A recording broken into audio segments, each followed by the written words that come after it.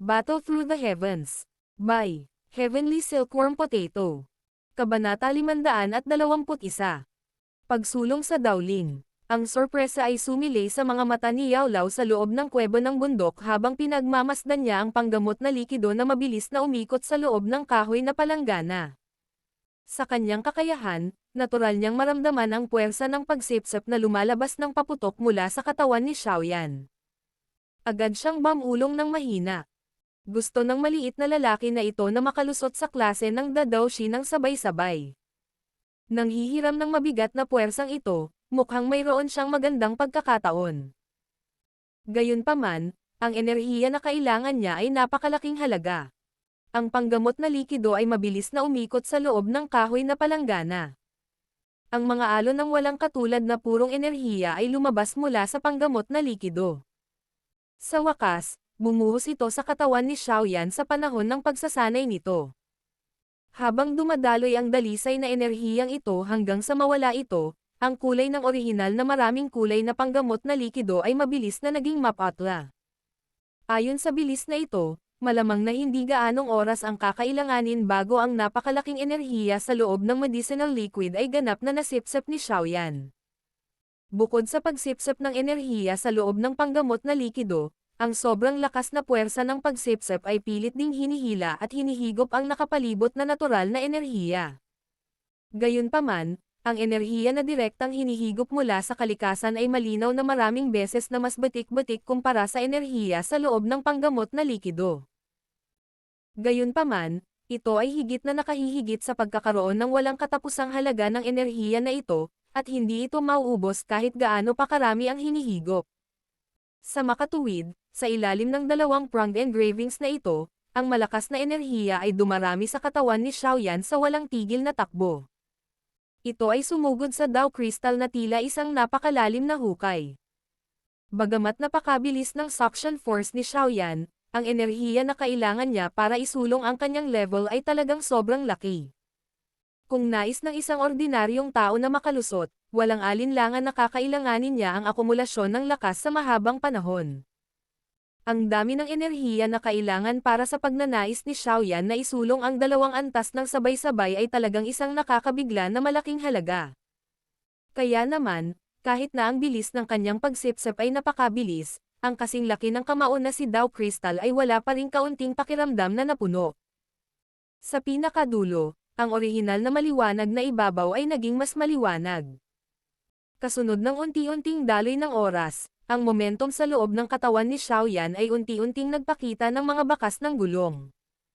Ito ay lalo na pagkatapos na ang huling thread ng purong enerhiya sa loob ng panggamot na likido ay hinihigop ni Xiaoyan.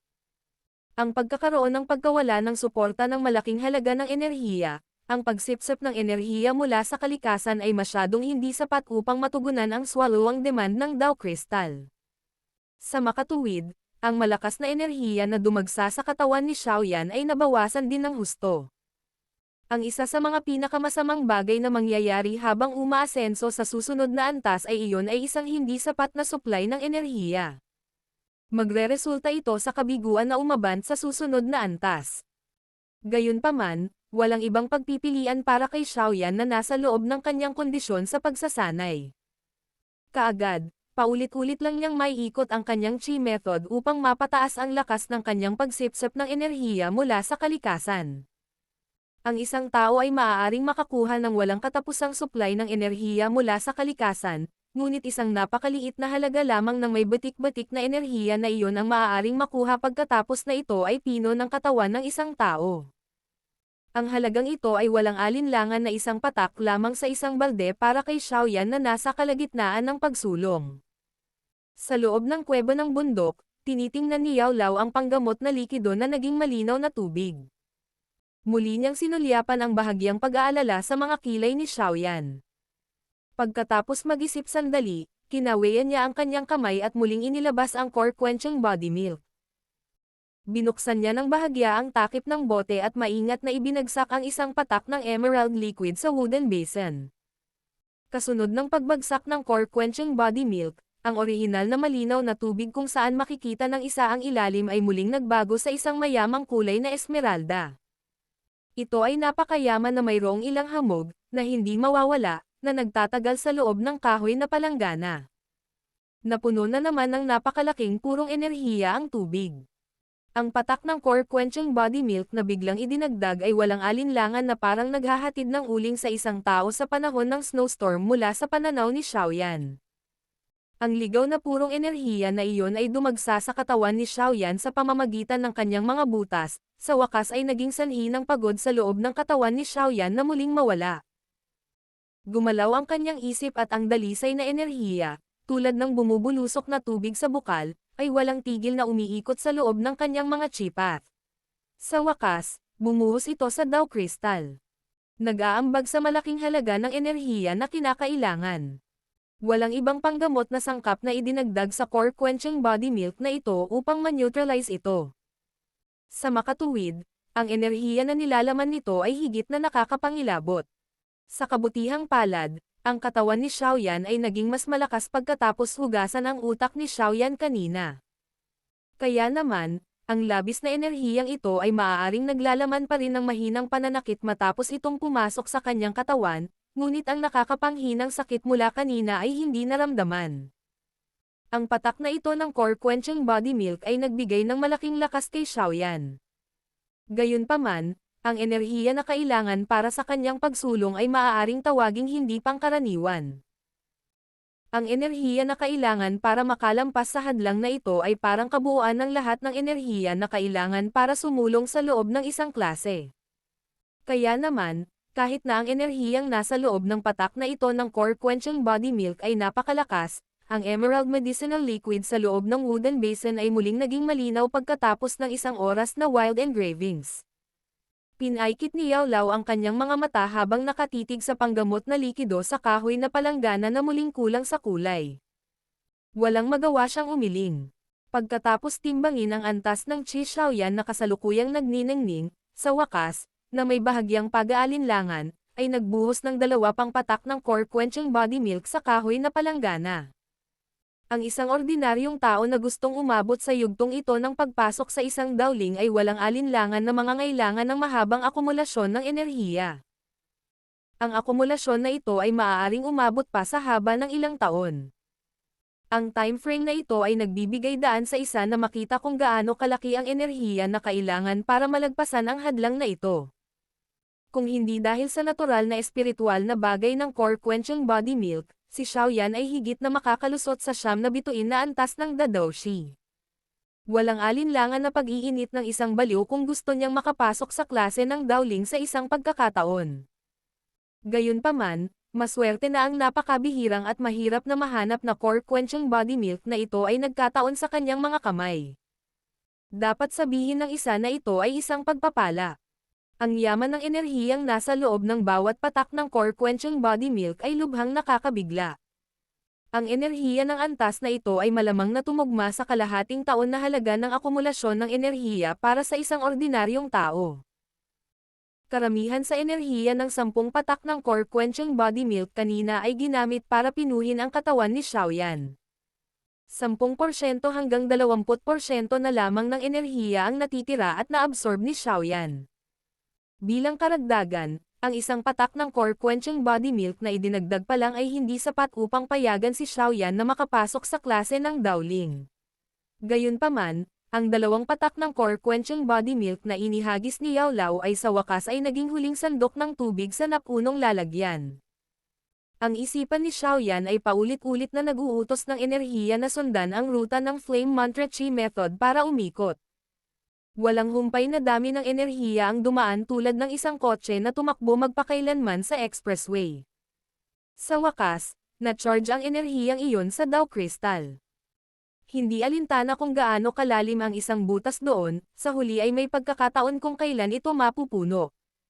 Bagamat, napakalaki ng enerhiyang kailangan para sumulong kaya hindi ito makapagsalita, ang napakalaking enerhiya na iyon ay mabilis na nabubuo sa ilalim ng pagdaragdag ng 3 patak na ito ng core quenching body milk. Nang ang panggamot na likido sa kahoy na palanggana, muli, ay naging dalisay na tubig, ang napakalaking puwersa ng pagsipsip na nagmumula sa katawan ni Xiaoyan ay biglang nawala. Bahagyang nanginag ang kanyang katawan habang lumiliit ang mga butas sa buong katawan, na ikinulong ang lahat ng enerhiya sa loob ng kanyang katawan at hindi pinapayagang lumabas ang alinman sa mga ito. Ang kasing laki ng kamaong daw crystal sa loob ng puyo ng tubig ay parang isang maliwanag na araw. Ang mainit at nakakatusok na liwanag ay paulit-ulit na pumutok mula sa loob, na nagniningning sa puyo ng tubig hanggang sa ito ay maaninag. Ang huling alon ng enerhiya ay nakumpleto ang sirkulasyon nito sa loob ng chi paths at dam alloy sa vortex bago tuluyang bumuhos sa parang araw na daw crystal.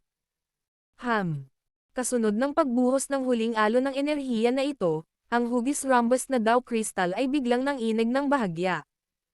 Isang mahinang huni ang tahimik na napalabas bago ito tuluyang umugang. Ang tunog ay hindi nawala mula sa puyo ng tubig. Bang! Bang! Isang mahina at maindayog na boses ang tumunog mula sa loob ng puyo ng tubig. Kapag nakinig ng mabuti, ito ay katulad ng tibok ng puso, na tila kakaiba. Kasunod ng paglitaw ng maindayog na tunog na ito, ang glow sa rhombus na daw crystal ay nagbabago rin sa pagitan ng malakas at mahina. Higit pa rito, sa ilalim ng focus ng isip ni Xiaoyan, natigilan siya ng mapagtanto na ang orihinal na medyo hindi regular na daw crystal ay naging kasing bilog ng isang globo. Kasunod ng pag-ikot ng daw crystal, kakaibang mga sulok ang nakausli. Ang paraan na iyon ay parang ito ay isang sea urchin na natatakpan ng mga turok. Kung bibilanggan ito ng mabuti, ang sea urchin na iyon ay tila nagkataong nagtataglay ng siyam na mahabang turok. Ang daw crystal, na parang sea urchin, ay kumikinang ng mahina at matindi sa iba. Kasunod ng pagtindi at paghina ng ningning, ang parang ritmo na pintig ng puso ay muling tumunog. Parang pusong puno ng sigla. Matapos ang hugis rhombus na daw crystal ay ganap na naging isang sea urchin na daw crystal, ang pagtindi at paghina ng glow sa ibabaw nito ay naging mabilis. Sinundan din iyon ng tunog ng tibok ng puso at naging mas mabilis. Bang! Bang! Isang mahinang tunog na unti-unting umalangaw-ngaw sa kanyang katawan. Sa huli, umabot ito sa punto kung saan ito ay halos kapareho ng ritmo ng puso ni Xiaoyan. Sa sandaling nagsanib ang dalawang uri ng beats, ang parang sea urchin na si Daw Crystal ay biglang nanginag sa puyo ng tubig. Isang napakalakas na energy ripple ang biglang kumalat mula sa Daw Crystal. Dumaan ang energy ripple sa puyo ng tubig, sa kanyang mga ugat, sa mga buto sa kanyang katawan, at sa wakas sa kanyang balat nang walang anumang pagtutol. Kaagad, ito ay sumabog sa isang biglaang paggalaw. Si Xiaoyan, na naka-crossleg sa loob ng wooden basin sa kuweba ng bundok ay biglang nagmulat ng kanyang mga mata. Isang matalim, malinaw na parang substance na glow ang bumaril ng paputok. Isang alon ng malakas na aura ang kumalat mula sa kanyang katawan. Habang bumubuga ang kanyang hininga, biglang itinaas ni Xiaoyan ang kanyang ulo. Isang malinaw na dagandong na may dalang isang malakas na daochi ang sumabog mula sa kuweba ng bundok na parang pinipigilang kulog. Bang! Habang tumunog ang malinaw na dagandong, ang malalakas na enerhiyang ripples ay nabasag mula sa kanyang katawan. Biglang nagsimulang tumalsik ang ambon sa lahat ng dako.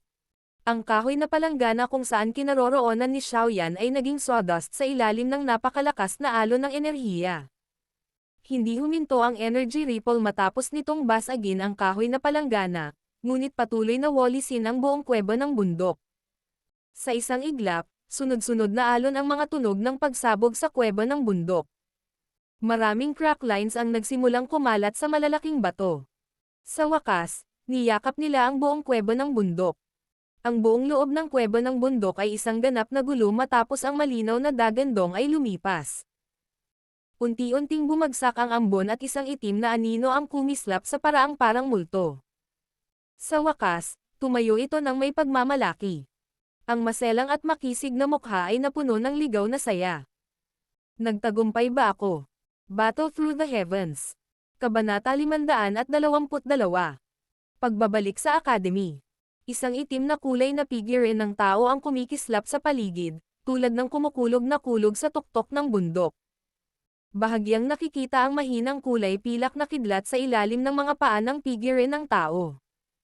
Ang napakalaking itim na pinuno sa kanyang mga kamay ay dinala ang pinipigilan na tunog ng paghampas ng hangin. Bagamat ang itim na pinuno ay napakalaki, ito ay parang isang mahabang espada ng hawakan ito sa kamay ng figure ng tao. Habang kumakaway at sumasayaw ito, may liksi at liksi sa loob ng mapang-akit nitong katawan. She. Sa ilalim ng biglaang paghak sa katawan ng napakalaking pinuno, pinunit ng malakas na hangin ang hangin. Isang malabong berdeng liwanag ang bumabalot sa katawan nito, na parang isang kumpol ng kulay berdeng apoy. Nagdulot ito ng mainit na pakiramdam ng hangin mula sa pinuno. Sa galit na paghak ng itim na pinuno, sa wakas ay nagdala ito ng isang mailap at walang katulad na mabangis na puwersa na marahas na tumama sa isang berdeng bato sa kanyang tagiliran. Nagtagpo ang dalawa, at isang biglaang tunog ng pagsabog ang lumitaw. Ang matigas na berdeng bato ay nagpakawalan ng putok at tuluyang nabasag sa ilalim ng mabangis na puwersa na nasa loob ng katawan ng pinuno. Hindi mabilang na maliliit na fragment ng bato ang pumutok ng paputok sa buong lugar. Sa isang iglap lang, isang maliit na kalahati na lamang ng berdeng bato na kalahati ng taas ng isang tao ang nananatiling nakapasok sa tuktok ng bundok. Ho! Napanatili ng mga kamay ni Xiaoyan ang postere ng paghak sa mabigat na pinuno. Isang makinis na pamumula ang lumitaw sa kanyang mukha. Matapos makalanghap ng hangin, unti-unting hamina ang makinis na pamumula habang ang kanyang hininga ay muling bumalik sa pagiging mahaba at makinis. Kasunod ng pagbawi ng kanyang paghinga, makikita na ang mga berdeng ugat na nakaumbok sa kanyang kamay ay tahimik na bumalik sa normal. Unti-unting hamina ang malakas na lakas sa kanyang mahigpit na naninikip na kalamnan hanggang sa tuluyan na itong mawala. Binawi ni Xiaoyan ang mabigat na pinuno. Ang kulay pilak na kidlat sa ilalim ng kanyang mga paa ay nawala rin kasama nito. Bahagya niyang ibinaling ang kanyang ulo habang iginagalaw ang kanyang katawan. Naririnig niya ang mga basag na tunog mula sa kanyang mga buto, at hindi niya sinasadyang nagbigay ng isang nasisiyahang ngiti. Ang paghuhugas at pagpino ng kanyang mga buto noon ay halos naging sanhi ng pagtaas ng lakas ni Xiaoyan sa halos 2 beses kaysa ito. Hindi lamang naging matigas ang mga buto sa kanyang katawan, ngunit naramdaman din ni Xiaoyan ang isang malakas na nakatago sa ilalim ng kanyang balat kapag ang kanyang mga kalamnan ay masikip. Ito ay naghihintay na sumabog at bumulwak. Ang paghuhugas at pagpino ng kanyang mga buto ay naging dahilan upang si Xiaoyan ay makakuha ng mas mabilis at mas sensitibong liksi. Nadagdagan pa nito ang kanyang reaksyon sa pag-iisip bukod pa sa naging dahilan ng pagiging doble ng lakas ng kanyang laman kumpara sa dati. Bukod dito, ngayong nakalusot na siya sa klase ng Dowling, mas naramdaman ni Xiaoyan ang halos kumpletong pagbabago sa loob ng kanyang katawan. Kung ito ay sa nakaraan, si Xiaoyan ay maaaring magtiis ng higit sa 10 minuto kapag ipinapakita ang 3,000 lightning movement. Ngayong naisulong na niya ang kanyang lakas, ang Dao Qi sa kanyang katawan ay tumaas ng husto at nagawa niyang i-extend ang oras na ito ng mahigit 5 beses. Mula dito, makikita ng isa ang malinaw na agwat sa pagitan ng isang Dao Qi at isang Daoling. Hindi masama ang pakiramdam ng isang Daoling, di ba? Ang katawan ni Yao Lao ay nasuspine sa hangin. Ngumiti siya at nagsalita habang nakatingin sa nasa sabik na si Xiaoyan. Dalawang magkaibang klase talaga sila. Malaki talaga ang agwat ng dalawa. Ginamit ni Xiaoyan ang kanyang lakas para itango ang kanyang ulo. Noong nakaraan, kung hindi dahil sa taglay niya ang Angry Buddha Lotus Flame pati na rin ang isang uri ng kakaibang item tulad ng Green Lotus Core Flame, kalimutan ang tungkol sa pagkatalo sa isang 3-star Dowling, kahit na ang isang tao nakakapasok lang sa klase ng Dowling ay malamang natapusin siya at gawing miserableng estado kung umasa lang siya sa kanyang lakas bilang isang Dadoshi. Ngayong personal niyang naranasan ang dakilang lakas ng isang Dowling, maging si Xiaoyan mismo ay hindi sinasadyang nakaramdam ng paghanga sa kanyang dating sarili, na humamon sa mas malakas na klaseng ito. Ngayong naka-advance na ako sa isang Dowling, malamang na makakaharap ko ang isang ordinaryong 2-star o 3 bituin na si Dowling sa isang laban sa pamamagitan ng pag-asa sa kakaiba ng Flame Mantra Chi Method. Kung ipapakita ko rin ang Skyfire 3 Mysterious Change, baka kaya kong makipaglaban sa isang malakas na tao na ka-level ni Bai Cheng. Sa ganitong paraan, kwalipikado akong pumasok sa strong rank ang gamit ang aking lakas. Lumuwag ang mahigpit na kamao ni Xiaoyan. Naramdaman niya ang malakas na puwersa na namumuo sa loob nito at ang sulok ng kanyang bibig ay hindi sinasadyang napangiti. Ang ganitong uri ng tagumpay ay sapat na upang maging sanhi ng pagmamalaki ni Xiaoyan. Pagkatapos ng lahat, ang talento sa pagsasanay ng mga nasa loob ng Inner Academy na ito ay kay Tuwatawa. Tinawag silang mga henyo sa labas ng mundo ng walang pagbubukod. Ang kahirapan sa pag-akyat sa loob ng lugar na ito ay medyo malaki. Ginamit ni Xiaoyan ang kanyang lakas para iunat ang kanyang tamad na baywang. Humakbang siya pasulong at tinatanaw ang malawak na dagat ng mga puno sa ibaba mula sa mataas na hangin. Biglang sumimangot pagkaraan ng ilang sandali habang sinabi niya. Nagsanay ako ng kabuoang mahigit 2 buwan sa malalalim na kabundukang ito. Oras na para bumalik sa Inner Academy. Malapit na siguro ang strong rankang competition na binanggit ni Lin. Hanggat makapasok ako sa nangungunang 10, magkakaroon ako ng kwalifikasyon para makapasok sa ilang mas mababang antas ng Refining Tower Sky. Para sa hindi malamang dahilan, patuloy kong nararamdaman na ang tinatawag na pagpino sa katawan gamit ang Essence Heart Flame ay may kaugnayan sa Fallen Heart Flame. Ang Blazing Sky Chi Refining Tower na iyon ay talagang mahiwaga. Kahit na ang lakas ng aking espiritual na lakas ay hindi maipakalat sa buong lugar na iyon. Sa makatuwid, ang aking tahimik na pagsisiyasat ay walang kaunting epekto.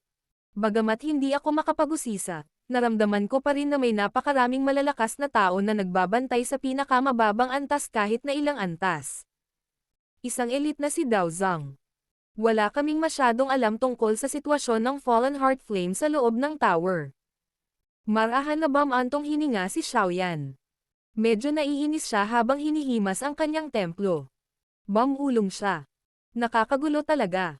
Walang magawang umiling si Yao Lao nang makita niya ang mapait na mukha ni Xiaoyan. Sinabi niya, walang ibang pagpipilian. Ang reputasyon ng Jianan Academy sa kontinente ng Daoqi ay napaka-prominent. Kadalasan kahit ilang first-rate factions ay hindi sila labis na masasaktan, lalo na ang isang taong tulad ko na nasa espiritual na anyo lamang. Kahit na nasa taas ko noon, kailangan kong mag-isip ng thrice at magtimbang ng mabuti sa mga bagay-bagay sa aking puso bago pumunta sa Jianan Academy. Tumanggaw si Xiaoyan na may mapait na ngiti. Siya ay nagtiis ng napakaraming paghihirap at gumugol ng maraming pagsisikap upang makarating sa Jianan Academy na ito. Ang kanyang layunin ay ang Fallen Heart Flame. Sa makatuwid, ang puso ni Xiaoyan ay nagkaroon ng pakiramdam na dapat ay nasa kanya ang bagay na ito. Malamang na wala siyang pakialam kahit na sa huli ay saktan niya ang Jianan Academy na ito. Kung talagang gusto niyang maging isang malakas na tao, ang ebolusyon ng Flame Mantra ay may napakahalagang papel. Upang mag-evolve ang Flame Mantra, ang Heavenly Flame ay isang bagay na hindi niya dapat pagkukulang. Lumingon ang tingin ni Xiaoyan sa timog. Ang lugar na iyon ay kung saan nakatayo ang Blazing Sky Chi Refining Tower sa loob ng Inner Academy. Ilang sandali pa bago tahimik na nawala ang nagninangas na init sa kanyang mga mata. Isang matamis na ngiti ang pinakawalan niya bago umiling. Ang Purple Cloud Wings ay bumaril. Gamit ang banayad na flap, ang kanyang katawan ay naging isang itim na anino na nagmamadaling lumipad palabas ng bulubundukin. Sa isang iglap, siya ay naging isang maliit, itim na tuldok na nawala sa abot tanaw. Si Xiaoyan ay gumugol ng halos 3 oras sa paglalakbay mula sa bulubundukin hanggang sa Inner Academy. Kung hindi umaban si Xiaoyan sa isang dowling, malamang na mahihirapan siyang lumipad ng ganoon katagal nang hindi humihinto sa daan patungo sa kanyang destinasyon. Noong ilang daang metro pa ang layo mula sa Inner Academy, maingat na binawi ni Xiaoyan ang kanyang Purple Cloud Wings. Dama po ang kanyang katawan sa isang masukal na kagubatan. Matapos makitang walang tao sa paligid, sa wakas ay sumugod siya patungo sa Inner Academy, na ang balangkas ay nakikita na. Umaasa sa badge ng Inner Academy sa kanyang dibdib, pumasok si Xiaoyan sa Inner Academy nang hindi nahaharap sa anumang pagtutol. Pinagmasdan niya ang nagkalat na mga figurine ng tao sa kanyang paningin at hindi sinasadyang bumuga ng mahabang hininga. Sa loob ng 2 buwang ito, hindi pa nakilala ni Xiaoyan ang kahit kay titing na tao maliban kay Lin Shuya at sa ilang iba pa. Ang tahimik na pakiramdam ni Xiaoyan ay naging mas komportable pagkatapos pumasok sa Inner Academy. Unti-unting bumagal ang kanyang matulin na mga yabag, at naging maluwag na lakad habang dahan-daang naglakad patungo sa rehiyon ng bagong estudyante kung saan matatagpuan ang Pans Gate. Hindi dala ni Xiaoyan ang napakalaking simbolikong itim na pinuno, kaya't halos walang nakakilala sa kanya, siya na may pangalan ng nangungunang alchemist sa Inner Academy. Sa makatuwid, si Xiaoyan ay hindi nakaharap ng anumang pagtutol sa kanyang halos kalahating oras na paglalakad patungo sa rehiyon ng bagong estudyante. Bahagyang nagsalubong ang mga kilay ni Xiaoyan nang hindi napapansin habang papalapit siya sa rehiyon ng bagong estudyante. Karaniwan, ang lugar na ito ay dapat na may mga miyembro ng Pans Gate na nagbabantay sa lahat ng oras. Gayunpaman, ito ay ganap na walang laman. Naglakad ang mga yapak ni Xiaoyan papunta sa lugar ng bagong estudyante. Ang walang laman na kalsada ay naging dahilan upang mas lalong lumalim ang pagsimangot ni Xiaoyan. Biglang bumilis ang orihinal niyang mga yabag ng paa. Atay! Sa wakas ay nakita ni Xiaoyan ang isang malaking grupo ng mga tao, na nagmamadali, na lumitaw sa isang sulok sa harap niya nang marating niya ang bahay ng pavilion sa gitna. Agad siyang napasigaw nang makita ang hitsura ng pinuno ng grupo. Ang orihinal na nagmamadaling grupo ng mga tao ay unang nagulat nang marinig nila ang pamilyar na sigaw na ito. Mabilis na sumunod dito, isang ligaw na kagalakan ang agad na bumalat sa mukha ng pinuno, si Atay. Itinaas niya ang kanyang ulo at pinagmasdan ang nakaitim na katawan ng tao bago nagsalita sa masayang paraan. Chief. Nakabalik ka na, Chief. Nagbalik na si Chief. Ang isang grupo ng mga tao sa likod ni Atay ay hindi sinasadyang natuwa nang makita nila ang hitsura ni Xiaoyan. Nasaan si Zon-er at ang iba pa? Lumipat ang tingin ni Xiaoyan sa mga mukha ni Atay at ng iba pa para lamang matuklasan ang mahinang galit. Bahagyang lumungkot ang ekspresyon niya. Isang mahinang silver glow ang sumilay sa ilalim ng kanyang mga paa. Kaagad, ang kanyang katawan ay biglang lumitaw sa harap ni Atay at ang natitirang mga 12-dosenang metro ang layo sa kanya bago siya nagtanong sa mahinang boses. Si Senior Zon-er at ang iba pa ay pumunta na sa fighting arena. Ang malamultong figure na ipinakita ni Xiaoyan ay ikinagulat ni Atay at ng iba pa bago sila agad na sumagot ng nagmamadaling paraan. Ang fighting arena. Anong nangyari? Pinaikit ni Xiaoyan ang kanyang mga mata habang nagtatanong. Kalokohan. Ano pa ba maliban sa grupo ng mga bastos mula sa White Gang?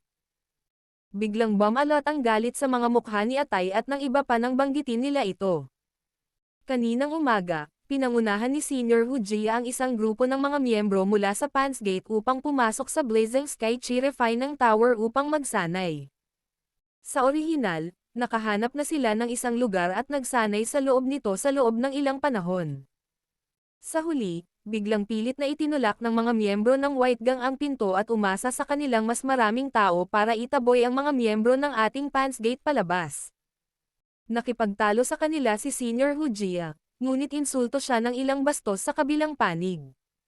Nagalit si Senior Hu Jia at nagsimulang makipag-away sa kanila. Gayunpaman, sino ang nakakaalam na ang kabilang partido ay may dalawang malalakas na dowling na nagtatago sa gilid. Bagamat nasugatan ni Senior Hu Jia ang isa sa kanila sa kanyang galit na pag-atake, siya mismo ay nakatanggap din ng suntok mula sa kabilang partido at lubos na nasugatan. Pagkatapos ibalik ng mga kapatid ng Pans Gate si Senior Hu Jia, agad na nagalit si Senior Wu Hao nang marinig ang tungkol sa bagay na ito. Pinangunahan niya ang mga tao na tumakbo sa White Gang. Ayon sa mga kapatid na bumalik, si Senior Wu Hao ay naglabas ng isang liham ng hamon kay Bai Cheng sa kasalukuyan, si Senior Zon-er at ang iba pa ay pinangunahan ang lahat sa fighting arena. Chief, ang mga bastos na iyon mula sa White Gang ay lalong nagiging mayabang. Ginamit nila ang katotohanang wala tayong malakas na dowling para paulit-ulit na pumunta at humanap ng gulo sa atin. Chief, sa pagkakataong ito, kailangan nating labanan sila ng todo. Hindi natin ito matitiis. Isang malaking grupo ng mga miyembro mula sa Pans Gate ang galit na sumigaw mula sa likod ni Atay. Malinaw, naabot na nila ang limitasyon ng kanilang pagtitiis sa panunuyo ng White Gang. Marahang iwinagayway ni Xiaoyan ang kanyang kamay. Tumigil ang lahat ng galit na sumpa. Maraming mga titig ang nagdala ng ilang pag-asa habang nakatingin sila sa una. Malungkot ang mukha ni Xiaoyan. Isang mahinang galit na kinang ang sumilay sa kanyang maitim na mga mata. Ilang sandali pa, itinaas niya ang gilid ng kanyang bibig bago biglang tumalikod at malamig na sinabing. Tara na, Battle Through the Heavens.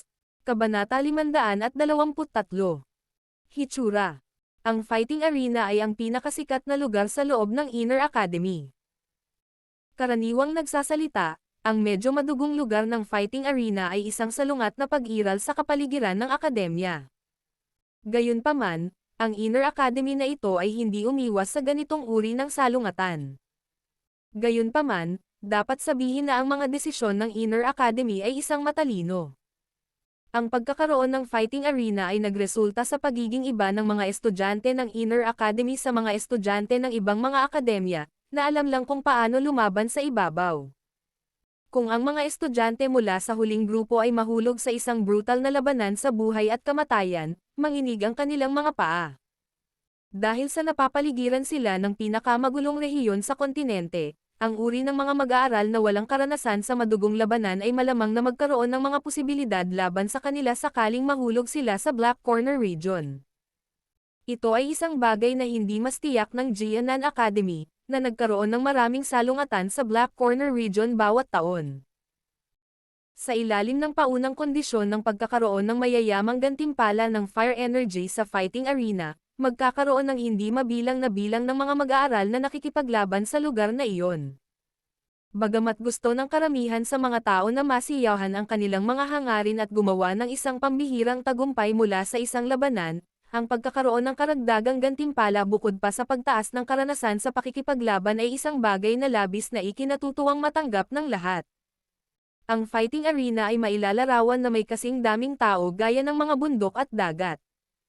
Ang ingay at ang iba't ibang dagandong mula sa loob ay isang bagay na malinaw na maririnig kahit 100 metro ang layo.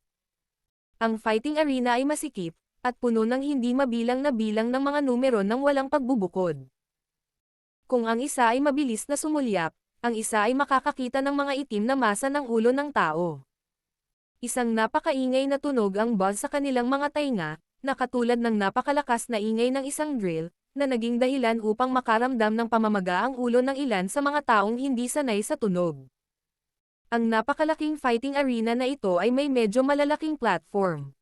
Gayunpaman, mahigit kalahati ng pulutong ng tao ngayon ang dumagsa patungo sa isa sa mga plataporma.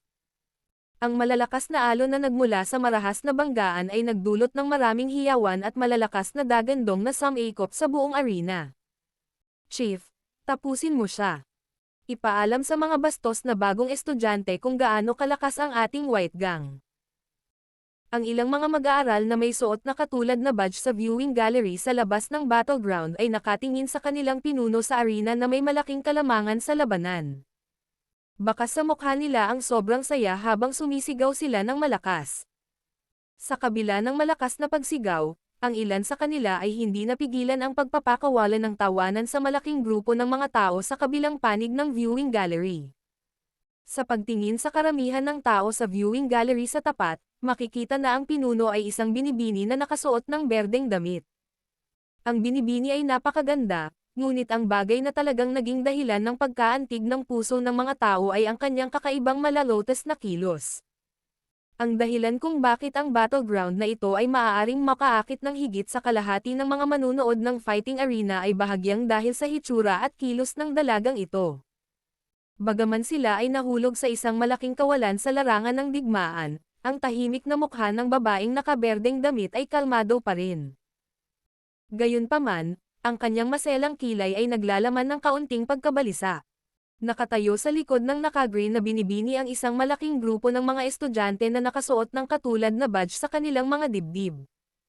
Ilang galit ang bumalot sa kanilang mga mukha nang marinig nila ang pangungutya na ipinadala mula sa kabilang panig. Gayunpaman, dahil sa mahirap na sitwasyon sa kanilang panig, nalulunok na lamang nila ang galit na mga sumpang umabot sa kanilang mga bibig. Mukhang hindi kalaban ni Wu Hao si Bai Cheng. Masyadong mapusok ang taong ito. Isang magandang babae na nakasuot ng pulang damit at may mainit na figure ang nakatayo sa tabi ng dalaga na nakasuot ng berde. Nang makita niya ang figure ng tao na nahulog sa isang malaking kawalan sa loob ng arena, ang isang mapait na ngiti ay hindi maiwasang lumabas sa kanyang medyo maputlang-puting mukha habang kinakausap niya ang babaeng nakaberdeng damit sa kanyang tabi. Bahagyang tumango si Zon-er. Dahan-dahan niyang hinigpitin ang maselang kamay. Ang matubig na mga estudyanteng iyon ay nakatuon sa larangan ng digmaan sa loob ng mahabang panahon bago siya mahinang nagsalita. Kahit na si Wu Hao ay nakalusot kamakailan sa isang 9-star Dadoshi, ang agwat sa pagitan ng magkabilang panig ay napakalaki. Kung hindi talaga ito gagana, papalitan ko siya. Gusto mong personal na kumilos. Nagulat si Hujia nang marinig niya ito. Napakakaunting tao ang tunay na nakakaunawa sa lakas ni Zon-er. Ito ay dahil ang dalaga sa harap ay palaging nagpapakita ng kalmado at malinaw na paraan kahit na ano pa ang sitwasyon nila. Para bang mayroon siyang walang limitasyong bilang ng mga nakatagong baraha. Hindi ako papayag na makita ni Senior Brother Xiaoyan ang Pansgate na kinukot siya sa ganoong paraan kapag bumalik siya. Bahagyang ngumiti si Zon-er. Ang kanyang malumanay na boses, gayunpaman, ay nagdala ng ilang walang pakialam na lamig. Nais kong iwan ang Bai Cheng na iyon para kay Senior Brother Xiaoyan. Ngayon, gayunpaman. Natatakot ako na ako ang unang mag-aalaga sa kanya. Ang mga salitang ito ni Zon-er ay tila parang ang pag-aalaga kay Bai Cheng, na ang lakas ay umabot na sa 6-star Dowling, ay hindi nangangailangan ng labis na lakas. Kung isang ordinaryong tao ang nagsabi nito, tiyak na matatawa si Hujia ng mapanukso. Gayunpaman, nang makita niya ang kalmadong ugali ni Zon-er, wala ni Katie-ting na pagdududa ang nabuo sa kanyang isipan. Bahagyang tumango siya, tumalikod at ibinato ang tingin sa labanan sa ibaba. Pansgate. Ang pangkat na itinatag ni Xiaoyan. Ilang tao ang nakasando sa isang riles, sa loob ng fighting arena, na may magandang view. Tiningnan nila ang laban sa ibaba. Nang makarinig sila ng boses, ang isa sa kanila ay hindi sinasadyang medyo natigilan habang nagsasalita. Oo, ang Pansgate ay isang paksayon na itinatag ng mga bagong estudyante noong una. Ngayon, pagkatapos ng ilang pagsipsip, medyo marami na ring matatandang estudyante ang nandoon. Totoong ang kanilang pinuno ay si Xiaoyan. Ang mahabang kulay pilak na buhok ay dahan-daang naanod, at ang matingkad na kulay nito ay nagdulot ng kaunting pananakit ng mata ng isang tao. Sinulyapan ni Han Yu ang medyo nagulat na si Lin Shuya at ang iba pa bago nagsalita. Hihihi. Napakatalino ng taong ito. Kalahating taon pa lang siya sa Inner Academy, pero may pambihirang tagumpay na siya. Tumawa si Lin Shuya. Gayunpaman, sa hitsura ng sitwasyon sa ibaba, ang Pansgate ay mukhang nahulog sa kawalan. Ang bagong estudyanteng iyon ay maaaring magkaroon ng matinding pag-atake at may pambihirang pagpatay na aura, ngunit ang agwat sa pagitan niya at ni Bai Cheng ay masyadong malaki. Sa anumang kaso, siya ay lubos na kahanga-hanga para sa kakayahang pilitin si Bai Cheng sa pag-aagawan sa pamamagitan lamang ng pag-asa sa kanyang lakas sa tuktok ng klase ng Dadoshi. Nakatanggap ako ng ilang impormasyon kahapon. Mukhang nagpadala ang kapwa Liu Qing na iyon para makipag-ugnayan sa Bai Cheng na iyon. Noong una, medyo natakot si Bai Cheng dahil sa pagkapanalo ni Xiaoyan sa peel refining competition kay Han Xian. Walang problema sa naunang yugto ng panahon. Gayunpaman, pagkatapos lang na magpadala si Liu Qing ng isang tao para makipag-ugnayan kay Bai Cheng, ang huli ay dapat naging mayabang na ganyan. Sa isang tabi, biglang sumulyap ang mga mata ni Yan Hao sa kabilang panig ng fighting arena habang naglalaro siyang nagsasalita. Bagaman siya ay may magaspang na panlabas na anyo, ang kanyang puso ay higit na maislan kaysa sa ibang tao. May salungatan din sa pagitan ni Xiaoyan at Liu Qing. Hindi napigilan ni Lin Shuya na magsalita sa gulat nang marinig niya ito. Hindi eksakto. Gayunpaman, may ilang salungatan sa pagitan ni na Xiaoyan at Liu Fei. Para bang hindi mo alam ang makitid na pag-iisip ng babaeng iyon. Mahinang sabi ni Yan Hao. Ang kanyang boses ay tila nagbubunyag ng ilang paghamak para kay Liu Fei. Hihihi. Magkakaroon ng magandang palabas na mapapanood. Kung titingnan si Xiaoyan, mukhang hindi siya mahilig mabuli. Bagamat ang lakas niya ay isang Dadoshi lang, kahit ako ay nakakaramdam ng delikado kapag pinagmamasdan siya. Sa tingin ko, itinatago niya ng malalim ang kanyang mga kakayahan. Tumawa ng mahina si Lin Shuya. Ang kanyang mga kamay ay humawak sa rehas habang ang kanyang tingin ay random na lumilipat sa lugar kung saan tumingin si Yan Hao kanina. Sa lugar na iyon, may isang malabo na hindi malinaw na figure ng tao na nakatayo sa mga anino. Gayunpaman, ang mahinang matalim na nangingibabaw na aura, ay nagbigay daan kay Lin Shuya at sa iba pa na makilala kung sino ang taong iyon. Ngumiti din si Yan Hao. Ang kanyang ngiti ay tila nagtataglay ng ilang pag-asa sa dalawang nagbabanggaan. Si Han Yu sa gilid, gayunpaman, bahagyang hinaplos ang kanyang magandang kilay. Kaagad, nagpakawala siya ng walang magawang buntong hininga nang muli niyang ibinato ang kanyang tingin sa nagninangas na mainit na laban. Bang! Isang pula at puting figure ng tao ang sumugod sa loob ng larangan ng digmaan sa paraang parang kidlat. Sa wakas, lumitaw sila na parang dalawang falling star na biglang nagbanggaan sa hangin. Kaagad, biglang sumabog ang dalawang makapangyarihang Daochi. Sa ilalim ng malakas na puwersang ito, kahit na ang matigas na lupa ay hindi makayanan at nabuo ang isang crack line. Hiyang! Isang malinaw na tunog ng metal na may dalang spark ang tumunog mula sa lugar kung saan nagkabanggaan ang dalawa. Ang kulay dugo na mabigat na espada at ang madilim na dilaw na mahabang sibat ay bumangga ng husto sa isa't isa. Isang malakas na alon na nakikita ng hubad na mata ang sumabog ng paputok. Agad itong bumangga sa katawan ng dalawang tao. Bang! Bang! Sa gitna ng malalim na tunog, umatras ang mga yabag ng dalawang figure ng tao. Gayunpaman, ang puting kulay na figure ng tao ay napaatras lamang ng dalawang hakbang bago niya itinayo ang kanyang mga paa. Sa mahinang tunog at pag-iling ng kanyang mga balikat, nalutas niya ang puwersa. Kung ikukumpara sa puting kulay na figure ng tao, ang pulang kulay na figure ng tao ay mas miserableng tingnan. Hindi lamang siya umaatres ng 7 o 8 hakbang, ngunit isang matangkad na pulang bakas ng dugo ang dumaloy din sa sulok ng kanyang bibig nang bumagsak ang kanyang huling hakbang.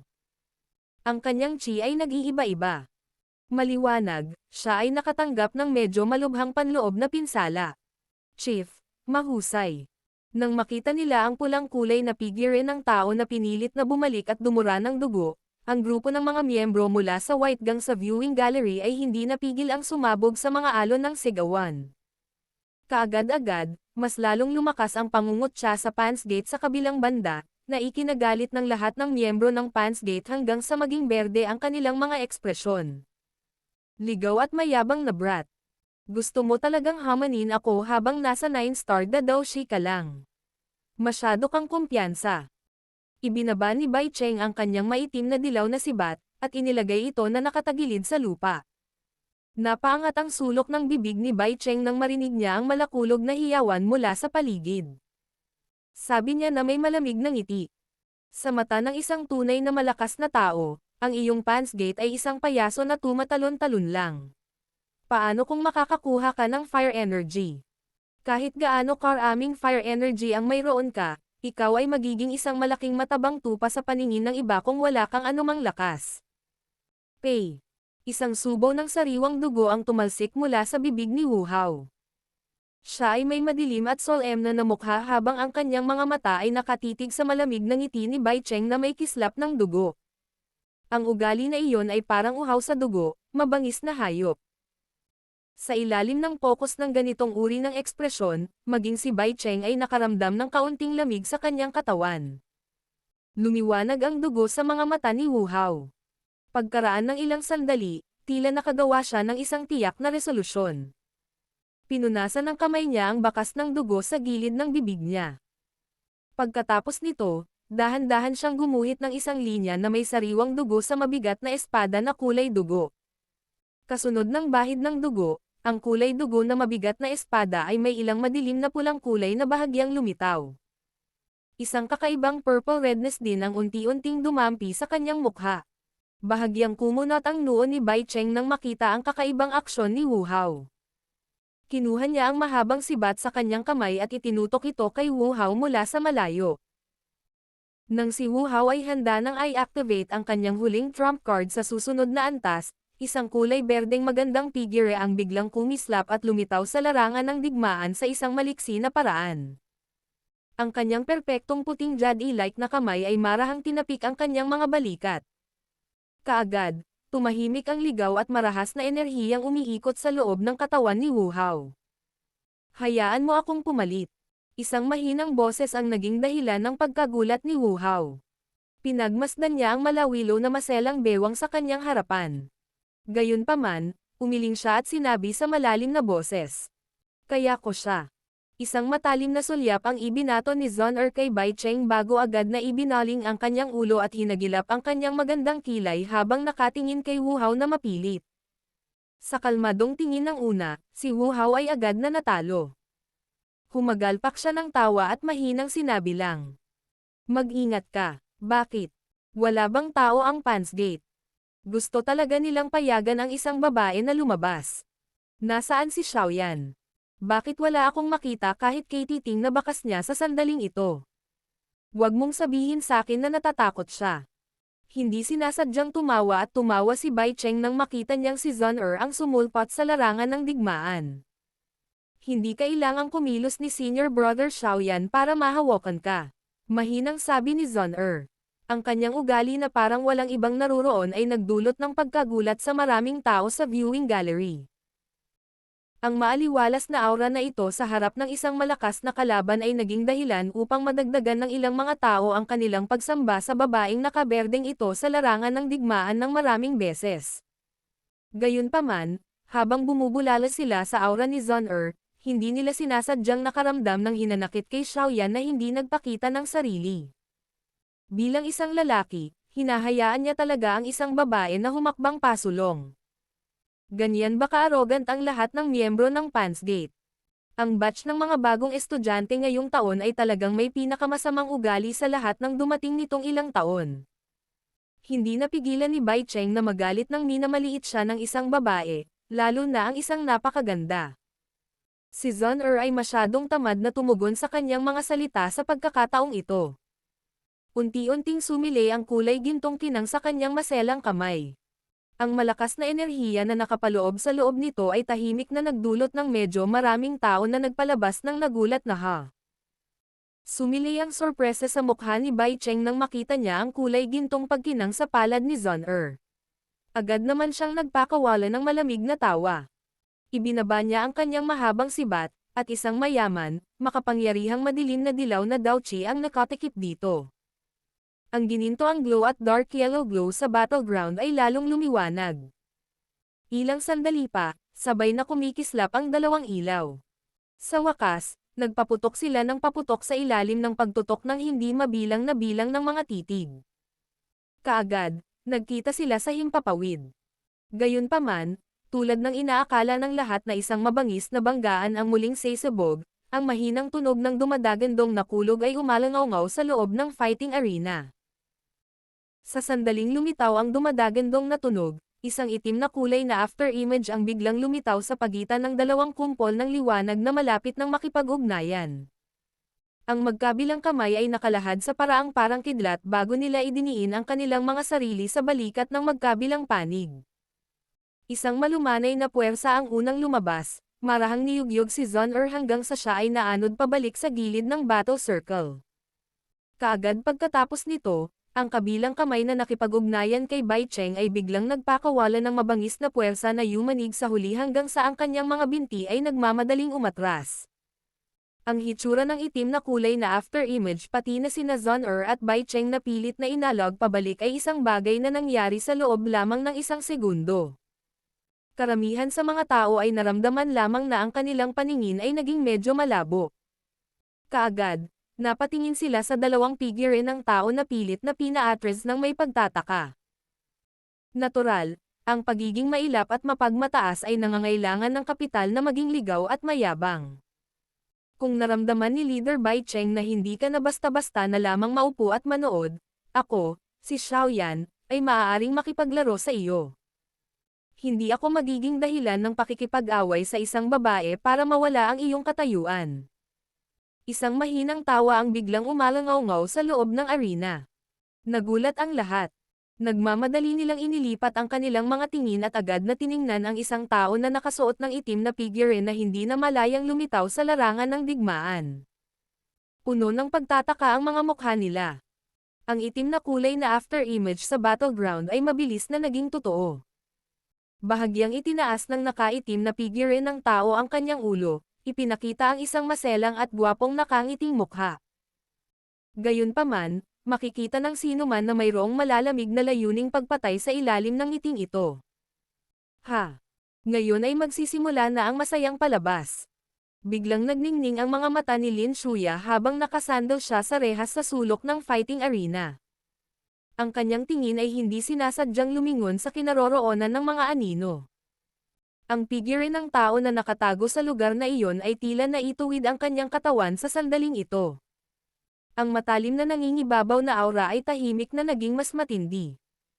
Battle Through the Heavens. Kabanata 524. Mabangis na labanan. Ang binata na may itim na damit na biglang lumitaw ay naging dahilan upang bumaba ang maingay na arena ng labanan sa isang napakaikling katahimikan. Nang marinig ang mga salitang lumabas sa kanyang bibig, agad na naunawaan ng lahat kung sino ang taong dumating. Kaagad, ang mga miyembro ng Pans Gate ay sumabog sa parang kulog na saya. Nagdala rin ng kaunting pananabik ang natitirang audience habang tinitimbang nila si Xiaoyan. May kaunting pag-asa ang kanilang mga titig. Ang mga kasanayan sa alchemist ni Xiaoyan ay kilala pagkatapos ng kanyang pakikipagkompetensya kay Han Xian. Gayunpaman, ang pagkakaroon ng namumukod tanging medicinal refining skills ay hindi kumakatawan sa kanyang lakas sa pakikipaglaban. Sa lugar na ito na puno ng karahasan, tanging ang pinakamatigas na kamao lamang ang makapagpaparamdam sa iba ng malalim na paggalang sa kanilang mga puso. Ang lahat ng iba pang mga bagay tulad ng katayuan ay ganap na walang silbi.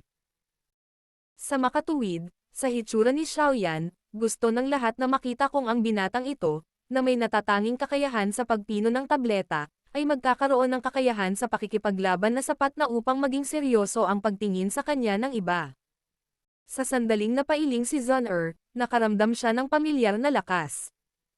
Ang malakas na gininto ang liwanag na naipon sa kanyang mga kamay ay unti-unting naglaho habang pinahintulutan niya ang banayad na puwersang iyon na paalisan siya sa battle circle. Pinag-aralan ng kanyang magagandang mata ang matangkad na figure sa larangan ng digmaan. Noon lamang niya tahimik na pinakalma ang nakataas na puso. Senior Brother Xiaoyan, ang natitirang oras ay sa iyo. Hihihi. Xiaoyan, handa ka na bang magpakita? Inalog-alog ni Bai Cheng ang kanyang mga balikat habang ang kanyang mga paa ay marahas na humahakbang sa lupa bago lutisin ang puwersang iyon. Sa wakas, itinaas niya ang kanyang ulo at pinagmasdan ang nakaitim na binata, at hindi sinasadyang nagpakawala ng malamig na tawa. Sinulyapan siya ni Xiaoyan. Habang gamulong ang kanyang kamay, lumitaw ang napakalaking heavy Zuan ruler. Ang kanyang kanang kamay ay mahigpit na nakahawak sa hilt ng ruler at marahas na iwinagayway ito. Kaagad, isang malakas na hangin na may dalang hagong tunog ang lumitaw sa arena. Mukhang namiss talaga ako ni Senior Bai Cheng. Sa kasamaang palad, hindi babae si Senior Bai Cheng. Kung hindi, lubos akong magiging masaya. Hahaha. Ang mga tao sa nakapaligid na viewing gallery ay hindi napigilan ang pagtawa nang marinig nila ang pabirong boses ni Xiaoyan. Namilog ang gilid ng mga mata ni Bai Cheng habang malamig na sinabi niya. Isang matalas na dila. Sa pagkakataong ito, gusto kong makita kung anong dahilan ang makikita mo para ilabas ang iyong sarili at tumakas. Hindi na kailangang humanap ng anumang dahilan. Nagbigay si Wu Hao ng liham ng hamon sa iyo at tatanggapin ko ito. Matagal kong hinintay ang araw na ito. Ayusin natin ang lahat ng mga score mula sa nakaraan. Isang mahinang tawa ang pinakawalan ni Xiaoyan. Ang kanyang mabigat na pinuno ay bumagsak ng husto sa matigas na lupa. Ang malakas na bigat ay naging sanhi ng pagbuo ng ilang maliliit na linya ng crack sa lupa. Sa wakas, itinaas ni Xiaoyan ang kanyang ulo at ngumiti habang tumugon kay Bai Cheng. Hahaha. Mabuti. Ang lakas ng loob mo. Gayunpaman, dahil gusto mong ipahiya ang iyong sarili ngayon, huwag mo akong sisihin sa paggamit ng buong lakas ko. Isang kagalakan ang agad na lumitaw sa mukha ni Bai Cheng. Tumawa siya ng malakas nang makitang hindi nagtangkang tumakas si Xiaoyan sa pagkakataong ito, at sa halip ay nagkusa na tanggapin ang laban. Hahaha. Senior Bai Cheng, ang dami mo pa ring sinasabing kalokohan gaya ng karaniwan mong ginagawa. Tumawa si Xiaoyan. Ang kanyang mukha ay maaaring mukhang magkatugma, ngunit ang mga salitang kanyang inilabas ay naging dahilan upang ang mukha ni Bai Cheng ay lalong malungkot. Sana, itong bunganga mo ay hindi na magmakaawa sa huli. Sa wakas ay tumigil na sa pagsasalita si Bai Cheng pagkatapos ng madilim at mapanglon na mga salitang iyon. Hinawakan niya ng mahigpit ang madilim na dilaw na mahabang sibat sa kanyang kamay. Bahagyang nanginig ang katawan ng sibat at ang mayamang kulay dilaw na si Dao Qi ay sumabog na lumabas mula sa loob ng kanyang katawan. Sa isang iglap, binalot nito ang katawan ng sibat sa loob nito. Ground Affinity Dao Qi ha. Nagtaas ng kilay si Xiaoyan nang makita niya ang kulay ng Dao Qi ni Bai Cheng. Ang Dao Qi ng affinity na ito ay dalubhasa sa pagiging matatag at pangmatagalan. Kung ikukumpara sa mga taong may kaparehong antas, ang oras na makakalaban ng isa ay mas matagal.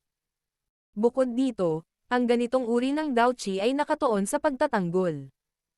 Kapag nakikipaglaban sa iba, maaaring umasa ang isang tao sa yaman ng pangmatagalang Dao Qi ng isang tao upang i-drag ito palabas hanggang sa mapagod ang kalaban. Kapag nakikipaglaban sa isang taong may kaugnayang Dao Qi na ito, ang pagpapaputok ng ligaw at marahas na lakas sa loob ng maikling panahon upang magsagawa ng mga pagpigil na pag-atake ang pinakaangkop na taktika. Bahagyang pinaikot ni Xiaoyan ang kanyang katawan. Ang malakas na berdeng kulay na Dao Qi ay lumabas sa kanyang katawan. Kasunod ng paglabas ng Dao Qi, isang malakas na aura ang nagsimulang kumalat sa kanyang katawan. Napakaraming tao ang natigilan nang maramdaman nila ang antas ng lakas ng aura na ito. Dao Ling, sina Zon Hu Jia, at Wu Hao sa viewing gallery ay nagpalitan ng tingin sa isa't isa. Bakas sa kanilang mga mata ang pagkagulat at kagalakan.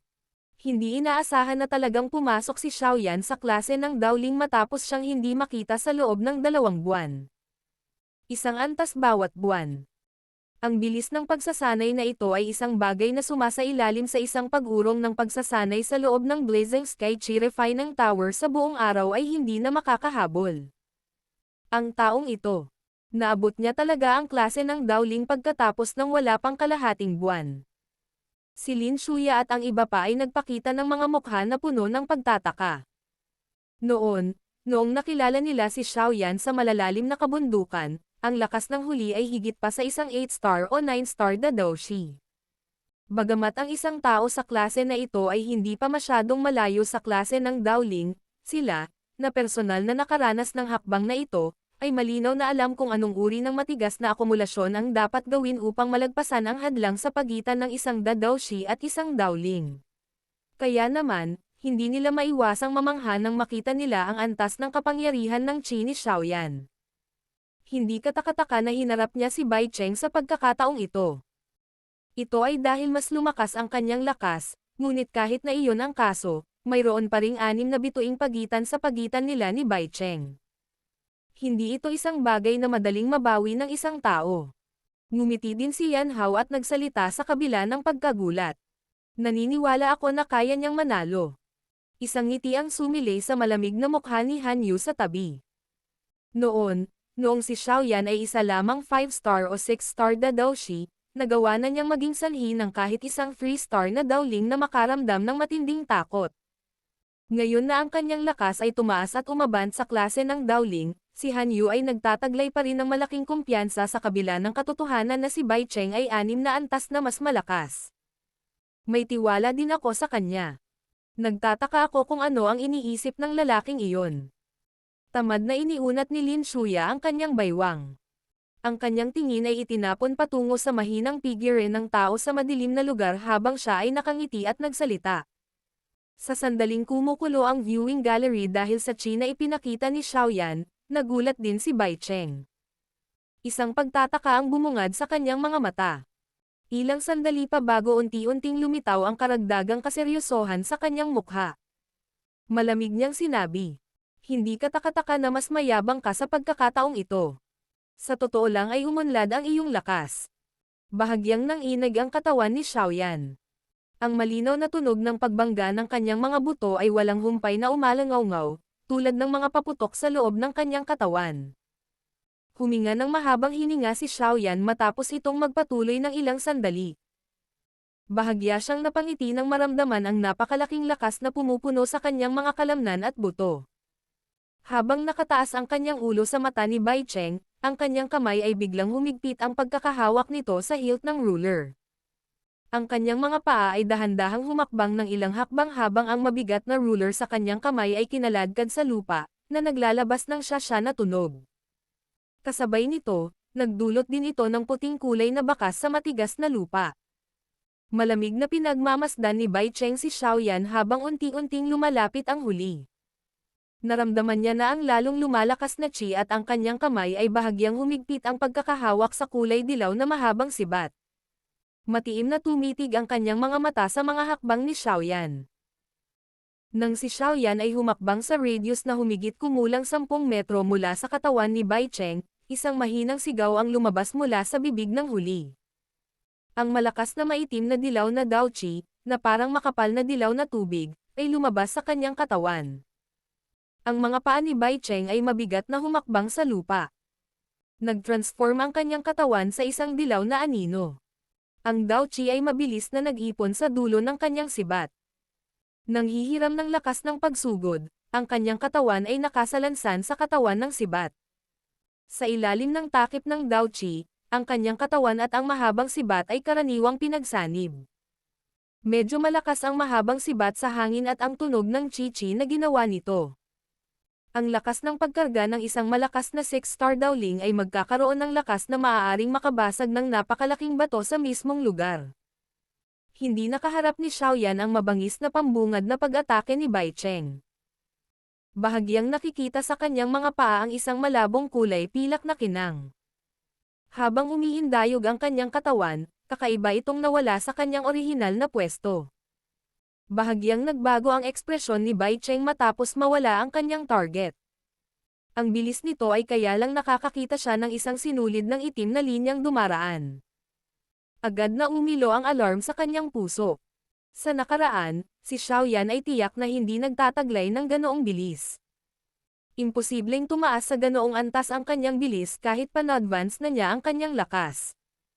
Habang ang pag-iisip na ito ay kumikislap sa kanyang puso sa paraang parang kidlat, ang mahabang sibat sa kamay ni Bai Cheng ay biglang nagbago ng direksyon at tumusok ng paputok patungo sa kanyang likuran.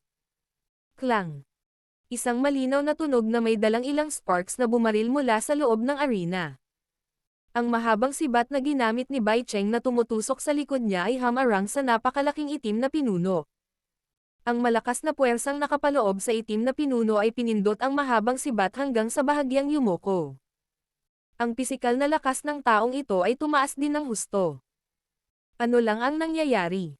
Kahit na umunlad siya sa kanyang antas, hindi dapat magkaroon ng ganoong kalaking pagtaas. Ngayon, hindi alintana kung ito ay sa mga tuntunin ng lakas, bilis, o bilis ng reaksyon, ang taong ito ay lumilitaw na ganap na nagbago mula sa kanyang dating sarili.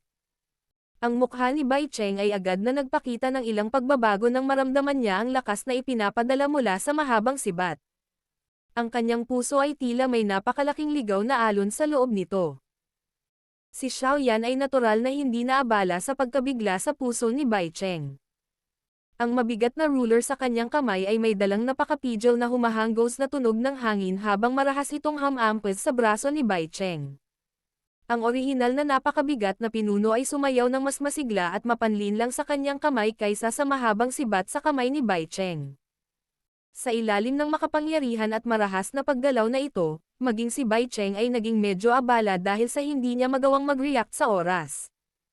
Gayunpaman, si Bai Cheng ay, pagkatapos ng lahat, isang malakas na 6-star Daoling, at unti-unting naging matatag sa ilalim ng napakabigat na pag-atake ni Xiaoyan. Ang makapangyarihang Dao Qi ng isang 6-star Daoling ay dumagsa sa napakalakas na paraan at tumanggap ng atake ni Xiaoyan na naglalaman ng napakabigat na timbang. Kasunod ng kanyang pagiging pamilyar, si Bai Cheng ay nagsimula ring gumanti ng matindi. Kumaway at sumayaw ang mahabang sibat.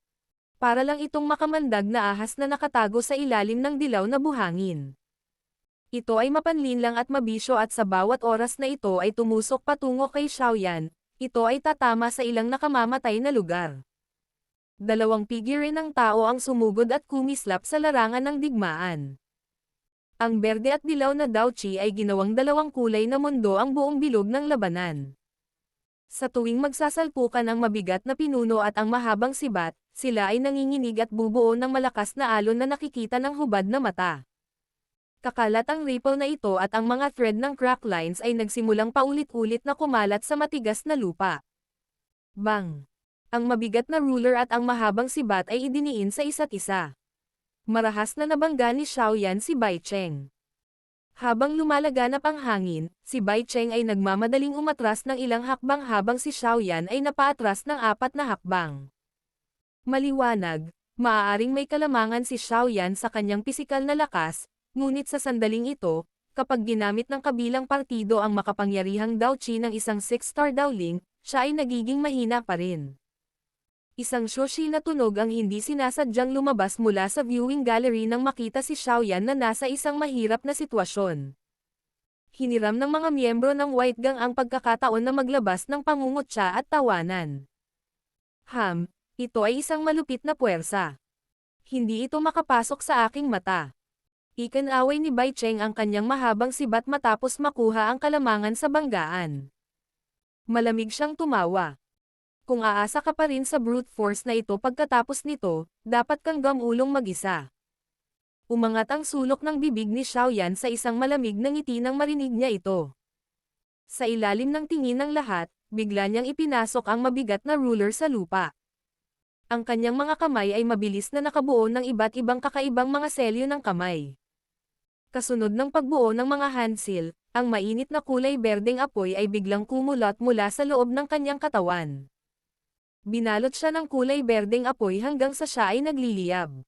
Ilang sandali pa, gayunpaman, ang mainit na apoy ay biglang lumiit at tuluyang pumasok sa katawan ni Xiaoyan sa paraang parang kidlat. Skyfire 3 Mysterious Change. Green Lotus Change. Mahinang sigaw ni Xiaoyan sa kanyang puso. Agad namang nanginig ang kanyang katawan. Ang ligaw at marahas na enerhiya ay biglang lumabas ng paputok mula sa mga ugat sa loob ng kanyang katawan. Sa wakas, naging parang agos ng tubig baha na umaagos sa bawat sulok ng kanyang buong katawan. Napaangat ang sulok ng bibig ni Xiaoyan nang maramdaman niyang biglang pumailang-lang ang Daochi sa kanyang katawan. Muling hinawakan ng kanyang kamay ang hilt ng heavy Zuan ruler habang nakatingin kay Bai Cheng. Ngumiti siya at sinabing, "Gawin natin ulit ito." Sa sandaling tumunog ang mga salita ni Xiaoyan, isang putok ang lumitaw. Ang kanyang katawan ay naging isang itim na linya na mabilis na sumugod patungo kay Bai Cheng. Sa bawat paglapag ng kanyang mga paa, mag-iiwan sila ng kalahating pulgadang malalim na bakas sa lupa. Ang malakas na charging momentum na iyon ay parang isang hugis tao na magical beast na nagtataglay ng napakalaking lakas ng pag-charge. Battle Through the Heavens. Kabanata 525. Pakikipaglaban sa isang 6-star Daoling. Alam ni Zun at ng iba pa na si Xiaoyan ay maaaring biglang magpakawala ng napakalakas na lakas. Kaya naman, hindi sila nagulat nang makita nila na ang kanyang kasalukuyang lakas ay tumaas ng husto. Gayunpaman, si Lin Shuya at ang iba pa mula sa itaas ay hindi sinasadyang naglabas ng nakakagulat na na tunog. Sila, na nagtataglay ng malakas na lakas, ay natural na nakatuklas na ang kasalukuyang lakas ni Xiaoyan ay halos naabutan si Bai Cheng. Ang ganitong uri ng malaking pagtaas, o paglukso ng lakas, ay talagang nagdulot ng pagtataka sa iba. Pagkatapos ng lahat, iyon ay isang kabuuang 6-star gap. Ang taong ito, hindi nakakagulat na naramdaman ko ang isang mahinang solemn na pakiramdam noong una ko siyang nakilala. Sa totoo lang ay mayroon siyang mga taktika. Biglang sumayaw ang mga mata ni Lin Shuya na may karagdagang sorpresa sa loob. Maliwanag, ang pagsabog na ito ni Xiaoyan ay lumampas sa kanyang inaasahan. Sa tabi niya, ang mga mata ni Yan Hao ay matamang nakatitig kay Xiaoyan sa ibaba. Sa hitsura ng kanyang ekspresyon, mukhang interesado siya sa paraan ng biglang pagpapakawala ni Xiaoyan ng kanyang lakas. Bahagya rin siyang tumango nang marinig ang mga salita ni Lin Shuya bago tumaas ang tingin nito at tuluyang napunta sa isang lugar kung saan medyo madilim. Bahagyang narinig niya ang isang napakalambot na nagulat na bulalas na ibinubuga mula sa lugar na iyon. Sa pagkakataong ito, si Bai Cheng ay talagang sumipa ng isang metal plate. Baka tuluyan na niyang ibigay ang kanyang rangkang sa strong rangkang. Sinama ng tingin ni Yan Hao ang gilid ng kanyang bibig habang nagsasalita siya ng may maningning na ngiti. Tumawa si Lin Shuya at ang iba pa bago nila muling itinapon ang kanilang mga tingin sa battle circle sa ibaba. Matapos ipakita ni Xiaoyan ang Skyfire 3 Mysterious Change, ang kanyang lakas ay walang alinlangan na umabot sa isang kapatagan kung saan nagawa niyang makipaglaban kay Bai Cheng sa maikling panahon. Nang makita ni Bai Cheng si Xiaoyan, na biglang tumaas ang chi, nag-charge, ang malamig na nakangiting mukha nito ay hindi sinasadyang nagbago ng ilang beses. Alam din niya ng kaunti ang tungkol kay Xiaoyan na pilit na naitataas ang kanyang lakas. Gayunpaman, hindi niya talaga inilagay ang bagay na iyon sa kanyang puso. Mula sa kanyang naisip, ang ganitong uri ng pamamaraan na pilit na nagpapataas ng lakas ng isang tao ay sa huli ay isang hindi karaniwan na pamamaraan. Ang isa ay babalik sa kanyang tunay na anyo pagkatapos na lumipas ang takdang panahon. Ang paghamak na ito sa loob ng kanyang puso ay nagsimula ng bahagyang manginig ng figure ng tao sa harapan, na nagdadala ng momentum ng kidlat sa kanyang pag-atake. Sa sandaling ito, sa wakas ay naunawaan ni Bai Cheng na talagang minamaliit niya si Xiaoyan sa simula pa lang. Marahas na itinikom ni Bai Cheng ang kanyang mga ngipin at mahigpit na hinawakan ang mahabang sibat sa kanyang kamay. Ang kanyang mga mata ay matamang nakatitig kay Xiaoyan na lalong nagiging malapit. Isang malamig na kislap ang sumilay sa kanyang mga mata. Malinaw na alam niya kung ano ang ibig sabihin ng labanang ito para sa kanya. Kung sa kasamaang palad ay matalo siya, ang kanyang rangkang sa strong rangkang ay maaaring mapalitan kaagad ni Xiaoyan. Bukod dito, kahit na ang reputasyon ng kanyang white gang ay mababawasan, na magreresulta sa isang malaking pagbaba sa kanilang posisyon sa loob ng Inner Academy. Sa makatuwid, gaano man kahirap na harapin ang Xiaoyan na nasa harapan niya, kailangan niyang gamitin ang lahat ng paraan para talunin ang huli ngayon. Napakaligaw at mayabang na tao. Ipakikita ko sa iyo ang tunay na lakas ng isang eksperto sa strong rangkang ngayon. Ang mga katamtamang taktika na ito ay nagiging dahilan upang maging masyadong buo ang iyong kumpiyansa. Ilang malamig na talas ang iginuhit ng mukha ni Xiaoyan. Ang madilim na dilaw na Daochi ay parang dilaw na ilog na walang tigil na umaagos palabas mula sa katawan ni Bai Cheng. Sa wakas, binalot nito ang buong katawan niya. Ang ibabaw ng liwanag na kumpol ay parang baha na mabagal na umaagos, na parang umiikot na tubig na nagbubuga ng kulay dilaw na liwanag. Ang kulay dilaw na Daochi Light Cluster ay nanginag. Agad itong nagpakawala ng mahinang dagandong sa ilalim ng mga tingin ng lahat. Ang mahabang sibat ay mabilis na tumusok sa paraang parang kidlat. Sa tuwing tumutusok ang mahabang sibat, maraming afterimage ang lilito sa kanyang harapan. Ang bilis ng nanginginig na mahabang sibat ni Bai Cheng ay lubhang nakakatakot. Sa isang iglap lang, ang mga afterimages ng mahabang sibat na sakop ng espasyo sa harap nito. Sa sandaling ito, si Xiaoyan, na sumusugod na parang magical beast ay agad na lumitaw sa labas ng blockade ng Spear Shadows. Ha! Ang maitim na dilaw na mahabang sibat pagkatapos ng mga imahe ay huminto sa himpapawid. Isang kakaibang malamig na kinang ang sumilay sa dulo ng sibat. Sa ilalim ng pagpapalakas ng madilim na dilaw na Daochi, ang bawat isa sa mga afterimage na ito ay nagtataglay ng lakas na tumagos sa mga pader ng bato. Pinagmasdan ni Bai Cheng si Xiaoyan na nasa malapit na.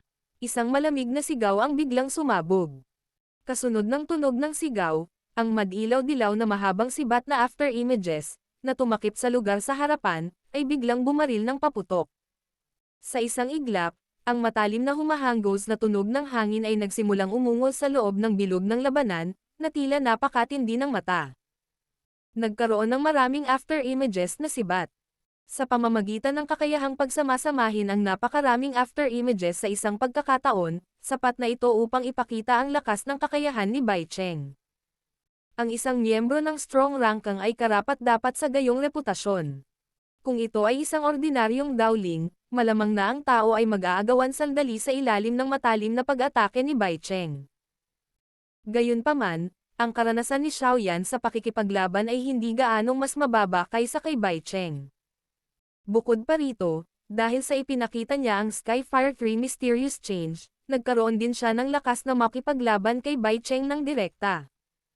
Bagamat ang mga imahe ng sibat ay kumikislap sa harap ng kanyang mga mata at ang simoy ng hangin ay umihip ng malakas, hindi ito naging dahilan upang magpakita si Xiaoyan ng kahit katiting na tanda ng pag-urong pabalik. Ang napakalaking heavy Zuan ruler sa kanyang kamay ay biglang itinaas, at kaagad niya itong marahas na tinadtad pababa sa napakasimpleng paraan. Break. Ang bakas ng indayog ng heavy Zuan ruler ay napakakaraniwan. Walang kahit katiting na pagkahumaling sa loob nito.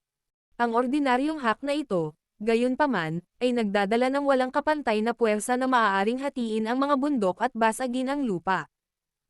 Nahati ang hangin sa katawan ng pinuno at nag-iwan pa ng malabong itim na bakas sa hangin. Isang ligaw at marahas na hangin ang nabuo sa ilalim ng pinuno. Sa ilalim ng malakas na presyon, ang matigas na lupa ay tahimik na nag-crack, na bumubuo ng isang crack line. Mula dito, makikita ng isa ang lakas ng kasalukuyang pag-atake ni Xiaoyan. Medyo maraming tao sa viewing gallery ang bahagyang nagbago ng kanilang mga ekspresyon nang makita ang malaking lakas ng pag-atakeng ito. Ang matinding laban na ito ay talagang medyo kapanapanabik. Klang, klang. Maraming anino ng sibat, na naglalaman ng malakas na hangin, ang tumama sa mabigat na ruler. Sila ay paulit-ulit na sumabog sa malinaw na tunog ng metal na nagbabanggaan. Ang mga anino ng sibat ay mabilis na naglaho. Tanging ang mabilis na pagkalat ng malakas na ripples ang nagbigay daan sa isa na malaman kung saan nagmula ang matinding palitan. Ang isang malaking bahagi ng mga imahe ng sibat ay nawala. Sa huli, ilang larawan na lamang ng sibat ang natitira bago tuluyang isuko ang kanilang walang kwentang depensa.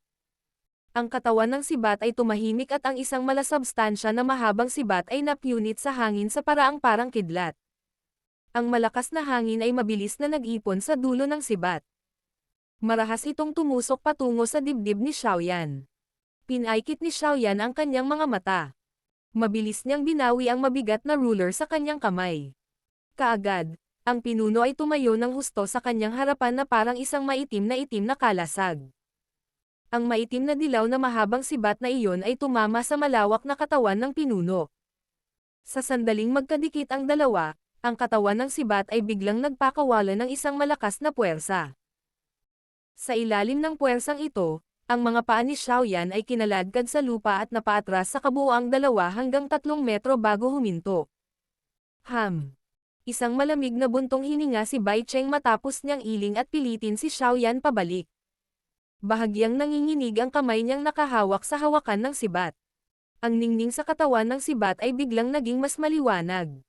Isang matingkad na kulay dilaw na liwanag na parang araw na sumikat mula sa loob ng larangan ng digmaan. Habang mas tumitindi ang kulay dilaw na ningning, biglang sumugod palabas ang isang kulay dilaw na energy sand snake. Ang mabangis na napakalaking bibig nito ay mabangis na bumangga sa mabigat na ruler. Bang! Isang malakas na pagsabog ang sumabog mula sa punto kung saan nagkabanggaan ang dalawa. Isang malakas na alon na nakikita ng mata ang mabilis na kumalat. Maraming crack lines ang paulit-ulit na kumalat mula sa matigas na lupa sa ilalim ng mga paa ni Xiaoyan. Mawala. Malakas na tumama ang palad ni Bai Cheng sa dulo ng sibat. Ang lakas ng 6-star Dadao-shi ay pinakawalan ng walang reserba sa sandaling ito. Isang malakas na puwersa ang tumama sa katawan ng pinuno.